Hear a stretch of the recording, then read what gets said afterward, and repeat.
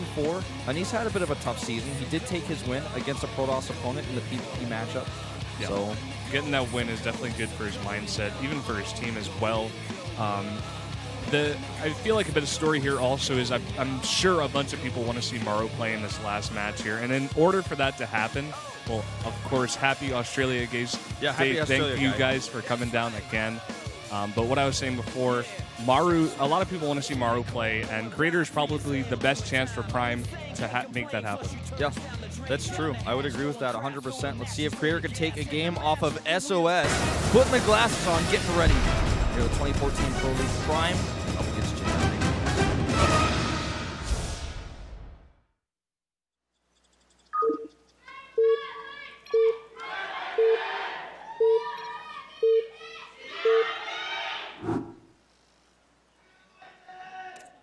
LTA는 SK텔레콤. Up here in the top right, the red Protoss player for Prime. This is Creator. Puts his glasses on only when necessary. And his opponent to the bottom left in blue. It's SOS for JINAIR. Having a tough time this season, taking his only win, though, in the Protoss versus Protoss matchup. And we'll see how he does today. Looks like both players, at the very least, planning on going into tech. Not going to be cannon rushing or proxying, which we've seen so much of this season. You know, if you asked me in 2012, like, if I said, well, nobody's cannoning, everyone would say, well, of course not, nobody does that. And hello, gas meter. Hello, gas meter fighting. Gas meter fighting. I've seen that ID somewhere before. I don't know where. I'm not sure what that relates to, but maybe gas he's meter just fighting. Maybe he's just saying hello to gas meters everywhere. Could be a fan of gas meters. Wants them to do well for everybody's homes. Yeah, and you know, you always want to know how much gas you're using, and that's what you need a gas meter in order to know how much gas you've used. Whether you're somebody who's trying to charge somebody for how much gas they used, or if you're just yourself curious about how much gas you used or how much money you're going to spend on your gas, you need a gas meter for that. So they're quite helpful. Gas meters fighting. Yeah, gas meters fighting. Keep up the good work, guys. Here's the assimilator going down. Of course, double assims for both players, taking them at the same time. Probably put 2 and 2. That was cute. That was cute. She looked a little bit shy about it after she did it, but she still did it. It's all that matters. It's all that matters. So let's see how these two builds differentiate.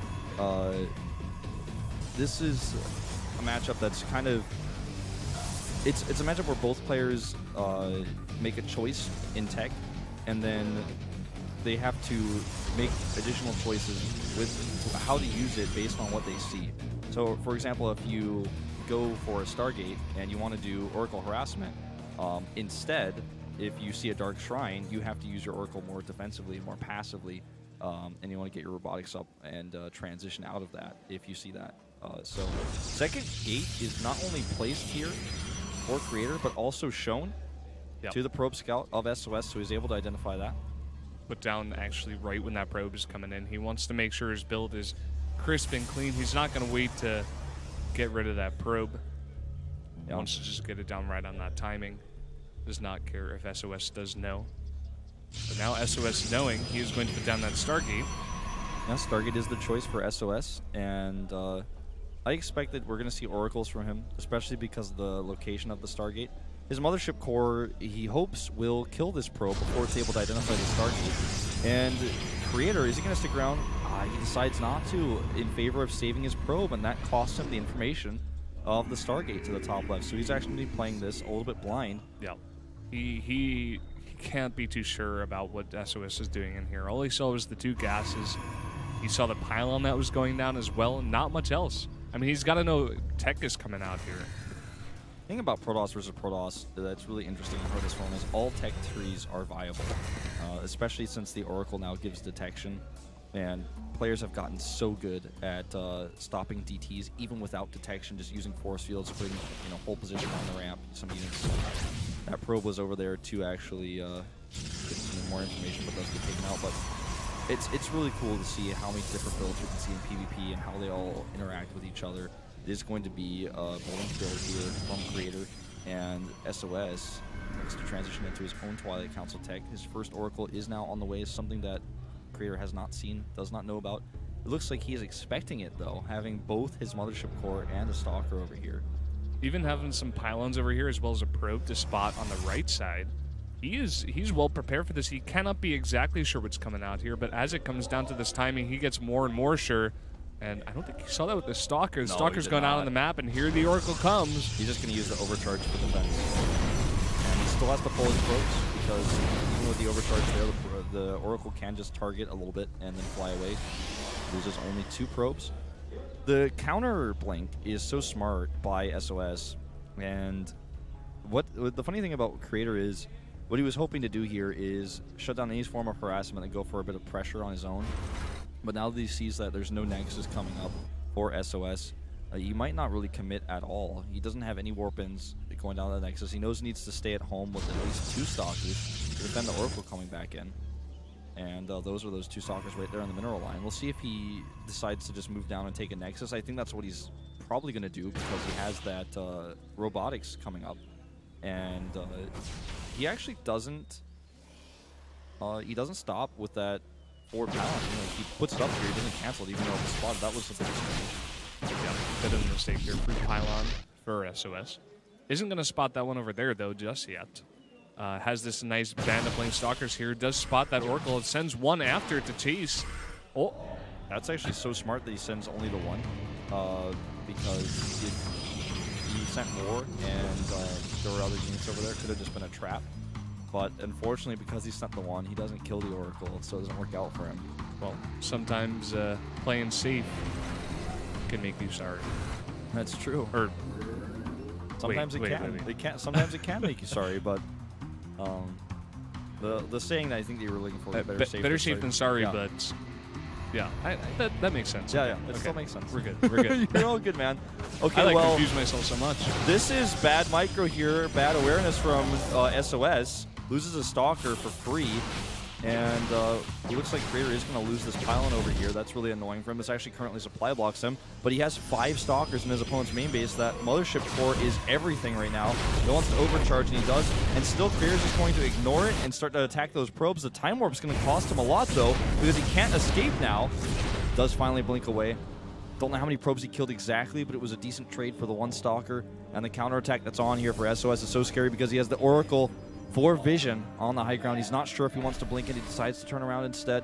These 4 Stalkers still in his main base, being a bit of a threat to him. He decides he wants to go home and defend it. That was so perfect with the Immortal timing coming out there right when those Stalkers were going for the aggression while he was using these 4 in the main base of SOS. Just very well defended right there. If SOS was going to go for an attack there, he also had the Mothership Core for an overcharge if needed. Very nice play by SOS to come back here. He knows that he couldn't do much damage here. And he's just going to ward off these 4 Stalkers first. Yep. A few probes getting killed, and force fields are dropped here to block these Stalkers, and now he's going to lose all of these this time. No escape. Even if he blinks, there's the chase. 1, and line of sight blocker. He's going to kill it, right? Stalker's like, please kill me. You forgot about me. Funny situation there. Creator's still ahead in this game, though. His Immortal count is really what helps him out here. He got the faster robotics, and even though both players have been making Creator to lose that group of Stalkers, Stalker count is even, and he's got the worker lead is in favor of Creator with the harassment he got done there. He had his faster Nexus. He has, better mining because of it, and what SOS has to do, which this game is still very much winnable for him, is just play defensively and catch up. And PvP is a matchup where you can, a lot of the time, catch up, where you just, you basically sit back, defend, get your own upgrades out, you get your own tech out, and then hope that your opponent doesn't kill you before you're both maxed, and then you can try to build a better composition or take the better engagement. If Creator gives him time, which Creator is known for doing because he oftentimes plays too safe, then he can catch up in this game for sure. Yeah, it's all about just playing defensive in this moment in time for SOS, and he knows it. He's just sending that Oracle out there. He's just getting the revelations down. He still wants to know what Creator is doing, just poking and prodding, not just sitting back in his base. He's also getting those upgrades as well as charge and his own Immortals. Yeah, and he gets to the +1 attack a little bit faster, SOS that is. So that's like one way he can try to get ahead, catch up. They're both going to go into Charge Zealot, Archon, Colossus. That's the end-game composition. And then the end-to-end game composition, if it comes to it, Tempest get added in as well. But taking a third base on this map without killing the rocks is a big no-no. And so before they take those bases, they're going to want to kill the rocks so that they can defend and walk over there, walk between their two bases and attack. And neither player is going to be able to take that third base now because the armies are still small enough to where somebody could punish the third base. Those 400 minerals make up so much of a difference. The Phoenix are being a little bit annoying. Just harassing by its presence, not even able to do damage because it's a hallucination. And by the way, the Oracle was taken out for SOS. I saw it on the minimap. Those Stalkers did blink after that, so even though it wasn't on screen, that Oracle is down. Yeah. For you guys to know. Letting everybody know that extra info. Brendan's on the minimap like a hawk. Third base is going down here. Looks like for both players at the identical timing. And notice how the supply just evens up here because it's just, having a 2 immortal count over your opponent is great defensively, but offensively in this matchup, it's hard to punish. It's hard to actually move out and say, well, I've got 2 more immortals than you, and I'm going to kill you because there's the photon overcharge, there's enough units, there's force fields defensively to use, so it's not like when Creator's ahead, you can try to end the game. And so now that the supplies even up, both players take their bases. Creator's not taking a third base though, at least not yet, and does he see his opponent's third? Yeah, he saw it with that probe.